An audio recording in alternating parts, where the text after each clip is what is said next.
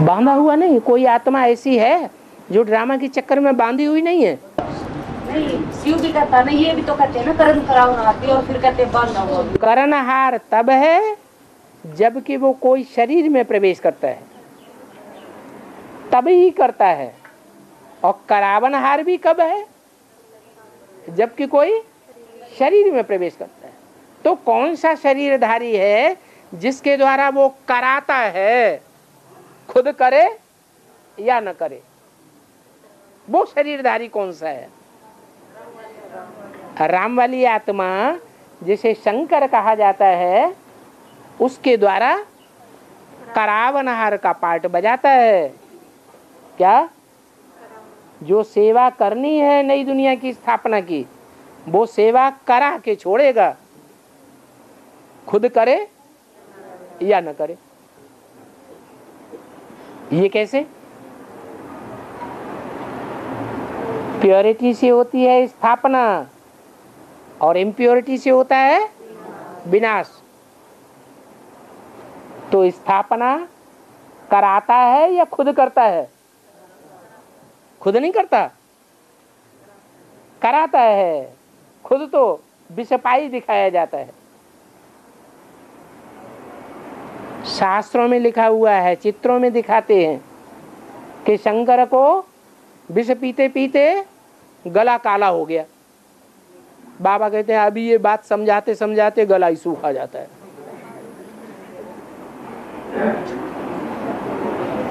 तो नाम काम के आधार पर पढ़ते हैं। बाप शिव करणहार भी है। किसके द्वारा करणहार है? ब्रह्मा द्वारा करणहार। क्या स्वर्ग स्थापन हुआ ब्रह्मा द्वारा? फिर कैसे है? तो करणहार कैसे हुआ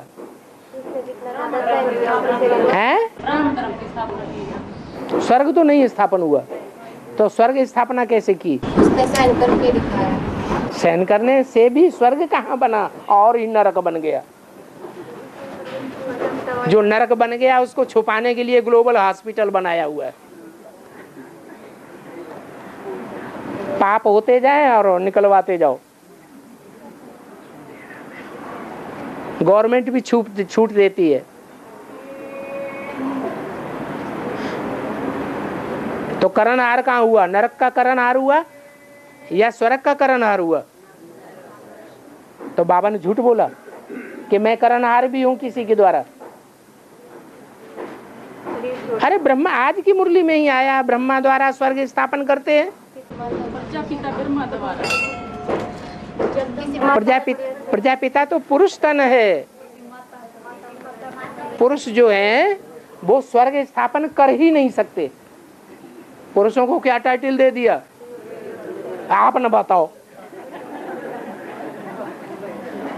जो खुद ही दुर्योधन दुशासन है, वो स्वर्ग कैसे स्थापन करेंगे? तो स्वर्ग स्थापना की जिम्मेवारी का ताज किसके ऊपर रखा है? माताओं कन्याओं के ऊपर रखा है। इससे साबित होता है कि वही ब्रह्मा जिन्होंने 69 में शरीर छोड़ दिया, वो कोई माता में प्रवेश करके स्वर्ग की स्थापना का काम करते हैं। और लेकिन बाबा कई भाई ऐसे होते हैं, जैसे माताओं में भी इतनी भावना नहीं होती, भाइयों में इतनी भावना होती है। उनके साथ रह के देखो। अरे माना बाबा झूठा है और आपका अनुभव सच्चा है। नहीं बाबा, साथ रहने से पता लगता है ना। साथ रहने से तो रहे, साथ में रह के देखो।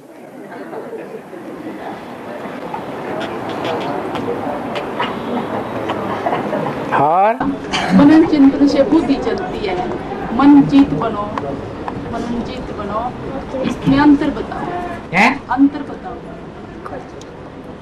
मनन चिंतन से क्या होता है? बुद्धि चलती है। बुद्धि चलती है। बुद्धि का चलना ही अच्छा है या बुद्धि का शुद्ध होना अच्छा है? मनन चिंतन तो आज के वैज्ञानिक जो एटम बम बनाने वाले हैं वो भी करते हैं। उनकी मन बुद्धि चलती है कि नहीं चलती है?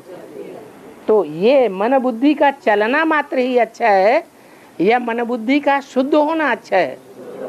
वो कैसे होगी? जो भगवान पारसनाथ है, पारसनाथ बन करके भगवान आता है, उस पारसनाथ के मुख से निकला हुआ ज्ञान, उसका मनन चिंतन मंथन करेंगे तो बुद्धि शुद्ध बनेगी। ज्ञान जल है।